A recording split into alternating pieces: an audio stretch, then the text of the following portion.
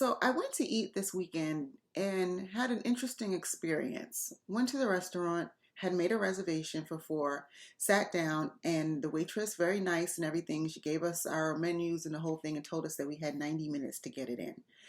And I'd heard this before. I've heard of restaurants putting time limits on how long folks can sit at a table. I don't know how I feel about this. Like, while I kind of get it, I understand, there's a reservation system. They do also take walk-ins. They don't want people sitting and lingering for a long time, and that's going to just throw everything off. And for patrons, you don't want to come to a table or you don't want to come to a restaurant and your table's not ready because there are folks who are lingering way after they finish eating their meal. And I've seen people do this, finish eating, order dessert, done drinking, and they're just sitting here drinking water or whatever, just kind of, shooting the breeze, hanging out with their friends, enjoying themselves.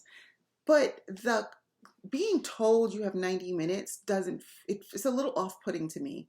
And I was wondering if I'm the only one. Like, is this weird? I'm from New York and I've never seen this in restaurants in New York.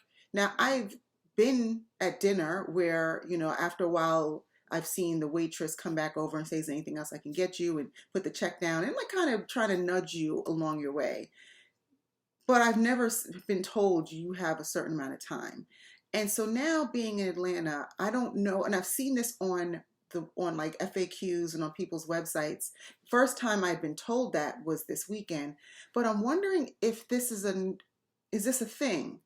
Is it a regional thing? Because like I said, I've never seen this happen in New York.